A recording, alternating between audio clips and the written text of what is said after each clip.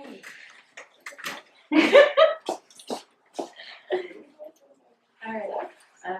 right. Well, thank you guys for joining us today. We are excited to have you. And like I said, my name is Liz Terry and Maureen, Morrissey, and this is actually my classroom. Yeah. Do you want to talk a little bit about it? Perfect. Yeah. So, I don't know if this is your first time being in the building, but typically the full day programs are on the right, and half day programs are on the left, on the other side. And this is my classroom, like I said, and so the children, it's full day and it's a multi-age classroom. And this is our first time doing a workshop, and we decided to sign up for Profile of a Graduate, but Preschool Graduate. Yeah. Which really is talking about the Native Public Schools from preschool all the way up to 12th grade when you graduate. And there's characteristics of what Native Public Schools looks for and wants your child to have when they leave us. And we're going to try to break it down to baby steps or preschool steps and what it looks like and what we work on all the time in school here, and then the transition to kindergarten. Yeah. So some of those attributes include communication and collaboration, empathy, critical thinking and problem solving, resiliency, and initiative and self-direction. So those are some of the attributes. So around the classroom, we have set up different activity or different stations around the classroom. And like we said, we were hoping to have a couple of more people here today. But what we are going to do is assign you each one of those attributes. And then you're going to go around the room, and on the posters around the classroom, just decide. So if this one is collaboration, decide if your child or the children in the preschool need collaboration in the different centers. So there's dramatic play, there's block area. Can I walk you through it? Yep. So this is block area. See the poster that says block area? Right here. And then there's dramatic play, pretend play. Right here, this is for pet bed. This is going to be like the circle and gathering time on the rug, right here. Because you need to know about this, and then I'll tell you. And this is the math area and the manipulative area, goes right here. And then I think behind We you, have art center. there's the art center, the sensory table, and behind you too is the listening area. And then when you're walking out the door is playground and courtyard, because we have the sunny playground right up in front. We also have the courtyard area in the middle of the school. I think we can show you that later. And then this is the cubby area. So I think there's 9. Yes. 9 I think areas. there should be 9 altogether. And I'm sorry to interrupt. So then you were saying, the icons. Yep. So when you get a piece of paper and it says Profile of a Native Graduate, would you like to speak? So you guys are welcome to choose whichever attribute speaks to you and whichever one you want to kind of think about and work on as you explore the preschool classroom and think about, what your child does in preschool. Right, so you'll see, so see the orange, that's gonna be the icon for communication, and then collaboration. Would you two like to work together? And the green is Communication. empathy, Perfect. and the yellow with the brain is critical thinking and problem solving, and the tree is resilience, and the little figures going up is initiative and self-direction. And it's kind of cool too, because there's a junior, senior, preschool, teachers, parents, I love it. So you're gonna be going around. Does anybody have any questions about that? Does that make sense to you? And there's glue sticks, so I would love it if you could just glue them on the poster. So you're thinking about, if my child comes here, where would they show, how would they use communication, or where would resilience be? And then if you think, I don't know if there's not that many parents, but we can just, you can just go around and put everything. Yeah. Right? Is that? If you want to grab one too, Yeah. you're welcome to do that and start thinking about. I don't care. It doesn't matter. It's all good, because you'll see what happens how it all relates to everything. Because when they're in the cubby room, they need to talk about all the stuff they've finished and they need help do that. the sensory table, they can use communication to talk about their experiences. Sensory, right. So what was that? Well, I'm just thinking that if a child's at a sensory table and they're playing with their peer, they can talk about how the things that they're feeling, Absolutely. and then the listening center, you're using communication in another way because you're listening to someone else communicate. They can help build your own communication by having a model. Yep, you're absolutely right. Absolutely. And then also you can share a book.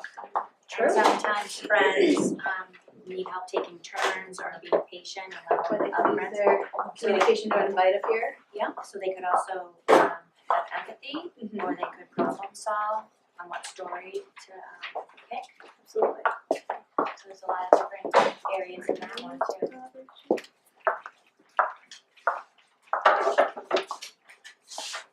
And then say we could put some music on in the background. A lot of times my friends tell us about what they create in the block structure. Yes, Yeah. very good. We definitely need communication for that. No, for sure. Lots of people think they're not at all. Yeah. That's at all. You get a. So circle one good question, that's a lot of speaking and listening in terms of being sometimes teacher directed in the beginning. It's like a reading or we have a job chart. A lot of classrooms do things differently, but the primary focus is to be like in a whole group. Yep. And sharing information and kind of talking about what the days gonna look like in the plan. If you want to. Exactly. Yeah. So it's a Typically sitting, it's a sitting of the teacher directed. Yeah. But, you know, there are opportunities for the. We have students to bathroom, get and some so, kind of so. like, we have a question today and say, what is your favorite type of ice cream? You know, and things like that, so. You have resilience? Yeah. Okay, I mean, so I can find a reason for respite anywhere. Exactly, and that's so you're right on, especially with preschool. Exactly. It'd be hard for them, trying to. Yeah. Or even, you know, they don't get a turn to, say the teacher picks. Right. And be able to have, like, it's their turn to do calendar, or their turn to do weather. And just dealing with what's upset and Not getting, exactly, not getting a turn every single September. Right. Yeah. It was Friday, it was exciting. So when I came to drop off the people with her, I didn't think we wanted to, and we saw the kids and they were to stay.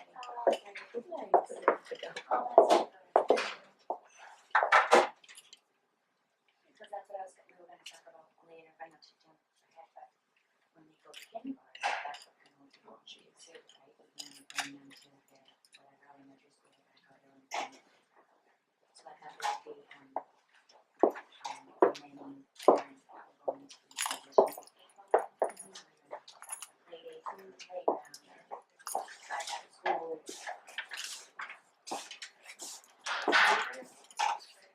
Alright, we don't have to probably do every single one, but whatever you think. Finish it up, you can do it. So now we're going to maybe, does anybody have anything that they wanna share, or did they notice, or thoughts? Or, did you think about anything? I was just thinking that everything can kind of fit in every area. Maybe with the listening, not communicating, but, I mean, especially with preschoolers, they can have a hard time taking turns, they can have a hard time waiting, they can Exactly. have a hard time sitting, so, kind of have to, there could be. Well, and I think with your focus on resiliency, certainly, you know, Right. there are times when they do need to be resilient in their preschool day, whether it's at circle time, like we were talking about, you know, if they don't get a turn to be the weather helper, that can be something that's challenging for them or may upset them, and they need to learn resiliency and how to recover from that, and be able to move forward. Much like in the cubby area, it may be hard for them for their self-help skills and being able to get their coat on, or their zipper can't, it always gets stuck, or, you know, and just learning ways to cope with that and work through that. Yeah. That's good, and I'm glad that you brought that up, because that's what we were hoping with, all the other folks that were gonna come, that they would, not that every single skill, but most of them are all relatable, and it's all embedded in our curriculum. And so I'm glad that you just went right to it. Exactly. I don't know. Yeah, we felt the same way with collaboration. Yeah, we put one on everything. Yeah, it's true, and you really do. And there be maybe times when you may not think that you need collaboration, especially in more independent areas like the cubby area, but even collaborating to help one another. So I have kids that are better at putting on their coats or tying their shoes or unpacking their backpacks. Hi, how are you? Come on in. Are better at doing those skills, and then I'll encourage them to go and help their friends, you know, and say, or if we have somebody new that starts in our class, they'll say, oh, well, why don't you be their buddy this week, and you can show them our classroom, and you can show them where the toys are and where they put their coats, and, you know, just kind of be a helper and a leader within the classroom so that it's less teacher directed and more student initiated. So it's all about just being able to follow the daily routine and know where all your stuff goes, where all your personal belongings are, and you know, cleaning up and participating in what that looks like, and at this level, all the way up. And as we start our slideshow, we were going to just quickly show just how, you know, when you transition into kindergarten. Hi, I didn't know if you're a preschool, or is your child going to kindergarten? He will be another year of preschool on that. Yep, so we don't really have that proof, but just, you know, so the skills that we've been practicing and why we do it is because we're gonna be going to kindergarten. But also, that's, you know, that's their development, and they're practicing all these in the social, emotional, the self-help, the cognition, general knowledge, the speech and language, the fine and gross motor. So it's like all their development and what it looks like in school. Absolutely. And then so, I'm just gonna maybe show one last. Oh my goodness, I think I see a slide showing. So just talking about communication, this is a slideshow that talks about kind of the language that we use with the children in the preschool, and some of the words that you can say to encourage your children. So in terms of communication, which is the first one on our profile of a graduate, we just use phrases like, use your words, or you need to tell me what's wrong so that I can help you. And you know, if they, you know, when they're 3 and 4 and 5, they're learning how to communicate appropriately. And sometimes they say things that can be a little bit abrasive. And, you know, so just redirecting that a little bit. How can we say that a little bit nicer? You know, how do you think that makes your friend feel? That kind of thing. And just providing that modeling and rephrasing to make messages clearer and more respectful, and, you know, asking for things with pleases and thank yous and manners, and, you know, communicating not only with your teachers but also with your peers in appropriate ways, is something that we definitely work on. Yeah, absolutely. Do you want to explain a little bit about social thinking and what that all is? Sure. So, you know, when you think of our preschool curriculum, we work on so many areas, but the school has a social thinking curriculum, but also just in general, preschool is really focuses on social skills. That's like so important. I feel like it's the most important, but that's hard to really say. It's my opinion, but some of the language that we use.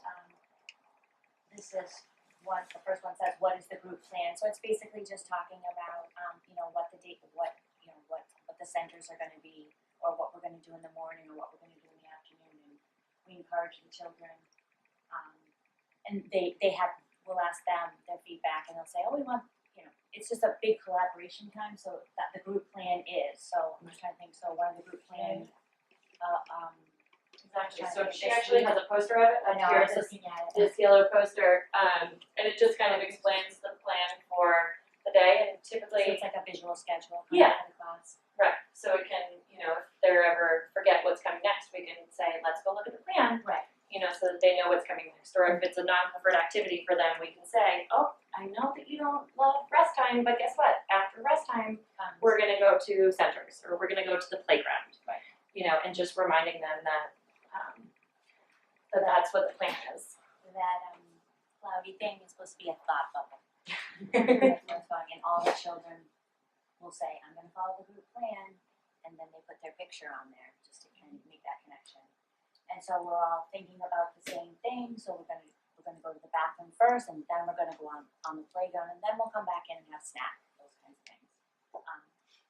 One really big one is at circle time we listen with our whole body, so we think about listening. It's not just listening, it's a loving act, because you're listening with your heart, you're listening with your brain, you're listening with your mouth and your ears and your hands and your body and your feet.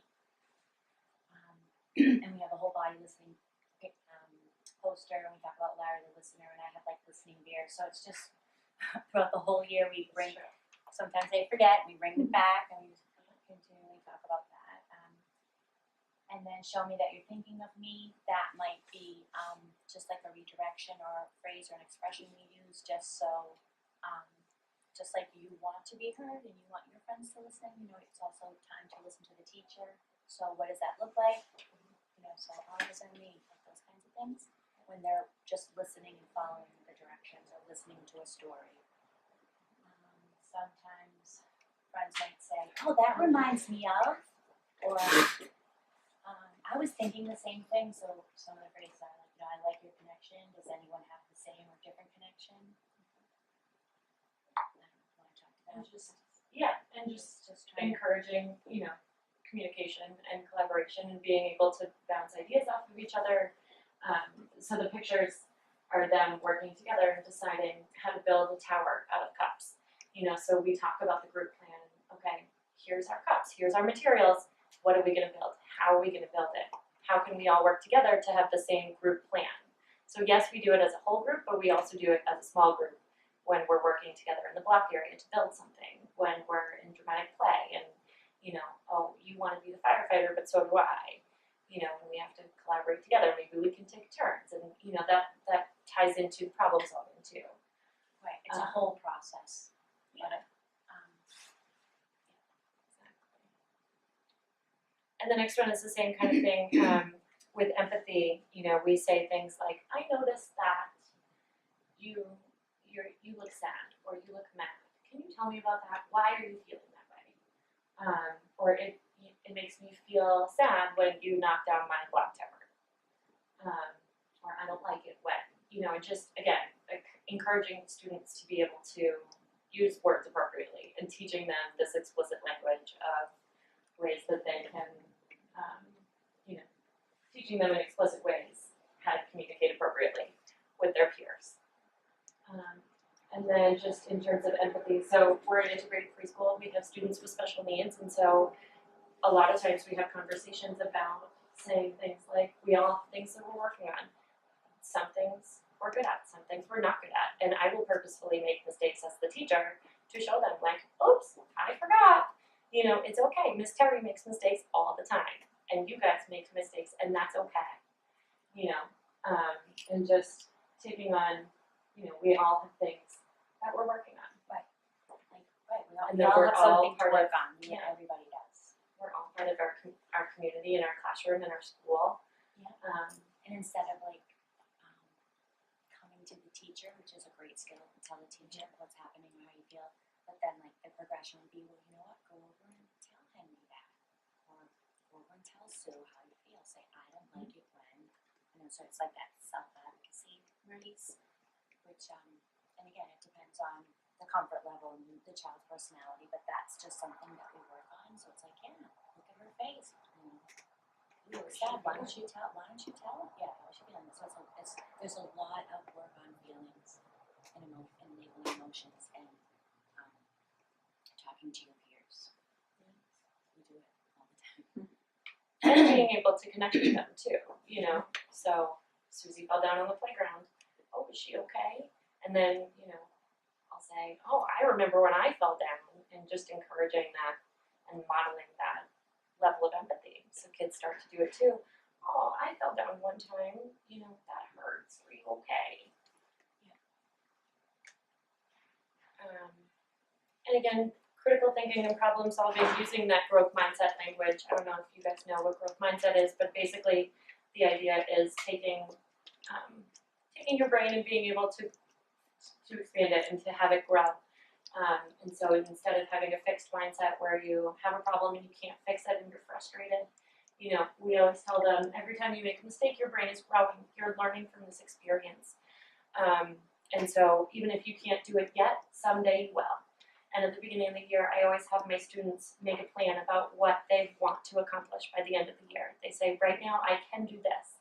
I want to be able to do this by the end of the year. So whether it's tying your shoes, whether it's writing your name, you know, I make a plan with them so that over the course of the year, we can refer back to that and say, how are we doing with this? You know, this was your plan at the beginning of the year. Let's keep practicing. Have you done it yet? You know, and we have a little can, a physical can in our classroom. And so every time they accomplish one of those, we get to put it on a stick and put it in the jar and just say, you accomplished it, you can do it now. You know, and it's just a physical representation of kind of an abstract concept for them, but being able to celebrate their, And being specific, because like I can now, Yeah. you know, zipper up my coat, or I can do the preschool flip, or I can pack up my backpack. But it's quick. I think we'll talk more about that with self-help skills. Yeah. But they're quick to say, some children are like, I can't, because they want adults to do it because it's easier. So we're gonna put a big plug into saying, don't forget to practice that at home. But it's like, well, how about you try first? Let's see. And then when they do it, it's like, oh, I can. Instead of saying I can't. You might not know how to, but you will someday. Let's practice.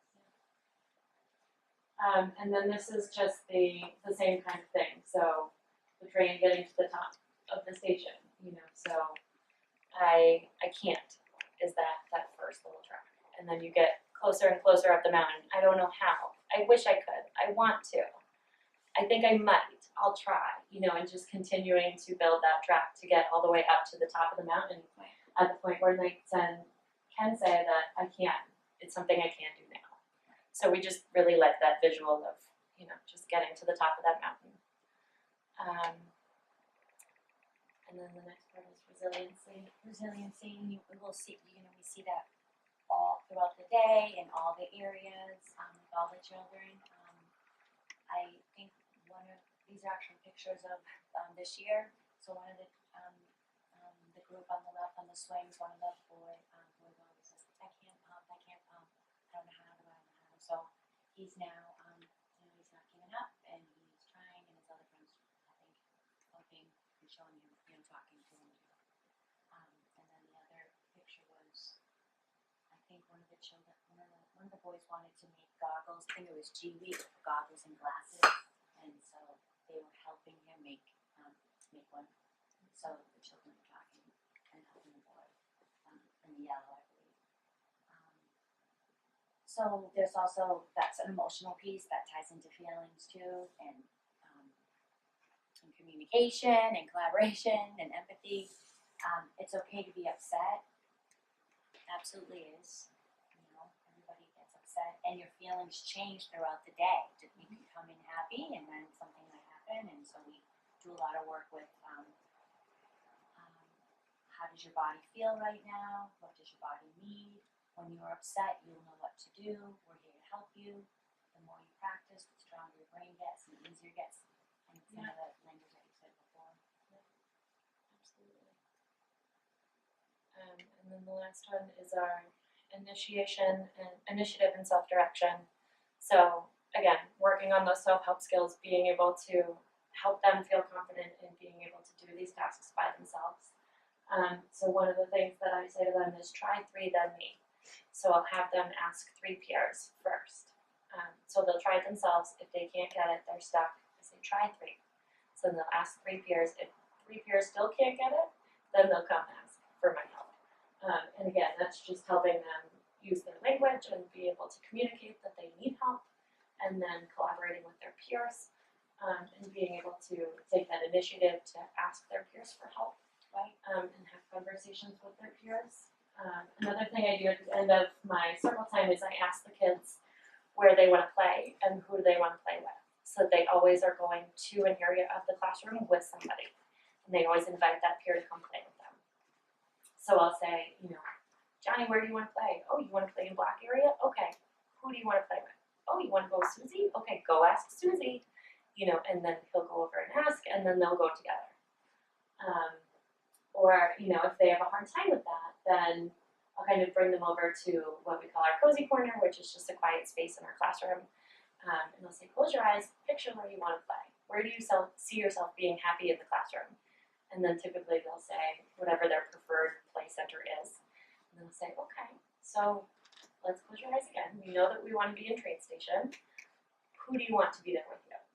And then we'll, just keep visualizing it all the time and helping them kind of take that initiative if it's harder for them. If that's not something they feel comfortable doing in front of the group, then we can take them to a cozy place and do it there.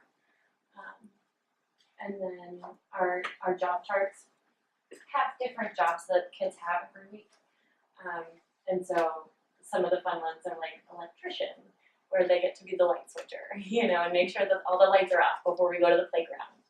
Or the master will lead yoga with me, which is really fun.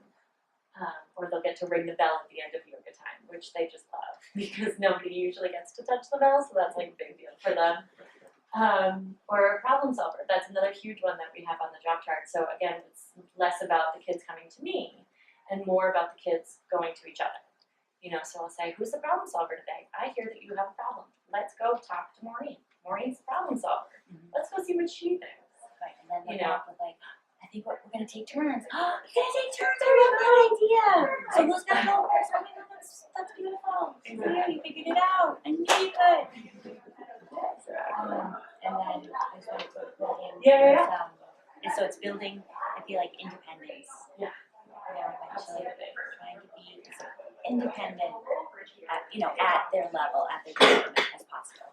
That's just like really, really important, and that's one of the big focuses of our program. The more they can do, the better they feel about themselves, and they're confident, and they can just access the classroom, and they feel great because they know what to do. On so many different levels. Yeah. Socially, emotionally, academically.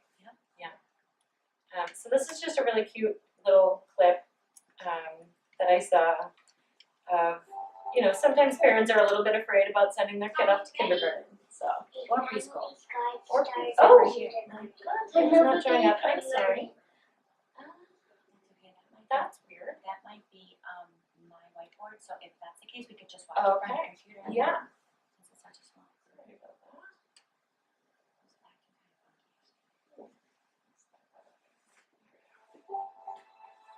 So you'll hear the sound through there, but A family's guide starting kindergarten. A new beginning for learning. An exciting adventure for making friendships, developing confidence, and independence. It's normal to feel a little nervous about starting kindergarten. What's it like in the big kids' school? Will I make friends? Who will be my teacher? Sometimes parents are even nervous. I'm a parent and I'm nervous. It's okay. It's also normal for parents to have questions. How will I protect my child at school? Who will help my child tie his shoes? What if my child doesn't understand the teacher? We get it, parents. Children to be excited and competent on our first day of school. That's why we're making this video. We're here to help. We got this. Hello, parents and families. so I thought that was just a cute little clip of, kids pretending to be adults and realizing that, they are gonna have a good time. So the second half of this is, how does this all relate to kindergarten? Your little tiny babies are going off to kindergarten soon, someday, and we certainly think that these skills are gonna help them transition better to kindergarten. Yeah? I was just thinking about people that are here right now, so Yeah? this is just food for thought, because Exactly. you're not there yet. Right. So I just don't want you to leave here saying, I have to do all this. Right, Right? Just right, wanted right. to put that plug out. Exactly. And these are just some tips Yeah, that, they're exposed to this, and then eventually, this is what the kindergarten teachers are thinking would be good to know and to have. and again, we certainly don't want you to take this home and stress about this all summer long, being like, oh, we have to do all these things before they go to kindergarten. That's certainly not our intention, but we did talk to the kindergarten team to find out what skills would be helpful for their kids to have, which was kind of nice to be able to collaborate with them a little bit and find out what they view as the most important things, just to kind of, continually be. And it's in line with what we do. Yeah, So absolutely. It definitely is a good transition. So for routines and expectations, standing in line, being able to sit crisscross applesauce on the rug, and how to sit in a chair, so that you're not rocking back and forth and you're not tipping over in your chair and, becoming a distraction for your peers in the classroom. How to hang up your coat and your backpack independently, and knowing how to raise your hand and waiting for your turn to speak. Not only just raising your hand, but being able to wait and delay that gratification for a little bit to be able to take your turn in the Like it's circle, college. which is hard, yeah. Yeah, this is a We work process, on that it's a in process. too. Exactly. Yep. And using the bathroom independently, if Which is really good, because we have bathrooms in our classroom. which are little So tiny potties, so that's good. They can be very independent in there. eventually, it's not like the Of first day of course. school, we work on it. And then some of the fine motor includes unzipping your coat and opening your snack independently. Can zip and unzip pants for the bathroom.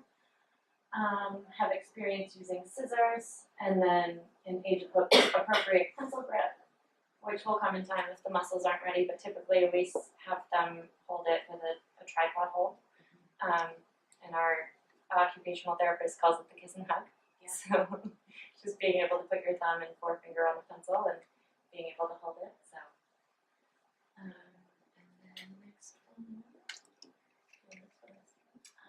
It is, the pre-academic skills like literacy and math, how to say the ABCs or sing the ABCs or notice ABCs in environmental print or in the classroom and in books.